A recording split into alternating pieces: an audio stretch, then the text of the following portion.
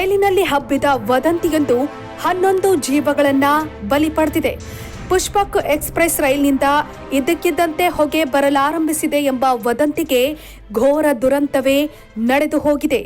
ತುಂಡಾಗಿರೋ ಕೈಕಾಲುಗಳು, ಛಿದ್ರವಾದ ದೇಹಗಳ ಭೀಕರ ದೃಶ್ಯಗಳು ಎದೆ ಜಲ್ಲೆನಿಸುವಂತಿದೆ. ಮಹಾರಾಷ್ಟ್ರದ ಜಲಗಾವ್ನ ಪರಂದಾ ರೈಲು ನಿಲ್ದಾಣದ ಬಳಿ ಈ ಭೀಕರ ಘಟನೆ ನಡೆದಿದೆ.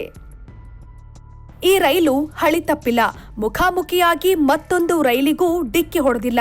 ವಿಚಿತ್ರ ಏನಂದ್ರೆ ವದಂತಿಯೊಂದು ಘೋರ ದುರಂತಕ್ಕೆ ಕಾರಣವಾಗಿದೆ. ಈ ವದಂತಿಗೆ 11 ಜನ ಜೀವ ಕಳೆದುಕೊಂಡಿದ್ದು 40ಕ್ಕೂ ಹೆಚ್ಚು ಪ್ರಯಾಣಿಕರು ಗಾಯಗೊಂಡಿದ್ದಾರೆ. ಬೆಂಕಿಯ ಭಯದಲ್ಲಿ ರೈಲಿನಿಂದ ಜಿಗಿದವರ ಮೇಲೆ ಹರಿದ ಟ್ರೇನ್ ದುರಂತಕ್ಕೆ ಕಾರಣವಾಗಿದೆ. ಮುಂಬೈಗೆ ತೆರಳುತ್ತಿದ್ದ ಪುಷ್ಪಕ್ ಎಕ್ಸ್‌ಪ್ರೆಸ್ ರೈಲ್ನಲ್ಲಿ ಬೆಂಕಿ ಕಾಣಿಸಿಕೊಂಡಿದೆ ಎಂಬ ವದಂತಿ ಹರಡಿದೆ. ಅದಾದ ಬಳಿಕ ಪುಷ್ಪಕ್ ಎಕ್ಸ್‌ಪ್ರೆಸ್ನ ಚೈನ್ ಎಳೆದು ನಿಲ್ಲಿಸಲಾಗಿದೆ. ಎಕ್ಸ್‌ಪ್ರೆಸ್ ರೈಲಿನ ವೇಗ ಕುಗ್ಗುತ್ತಿದ್ದಂತೆ ವದಂತಿ ಪ್ರಯಾಣಿಕರಿಗೆ ಮತ್ತಷ್ಟು ನಿಜ ಅನ್ನಿಸಿದೆ. ಇದರಿಂದ ಭಯಭೀತರಾದ ಪ್ರಯಾಣಿಕರು ಜೀವ ಭಯದಿಂದ ಚಲಿಸುವ ರೈಲಿನಿಂದ ಜಿಗಿದಿದ್ದಾರೆ.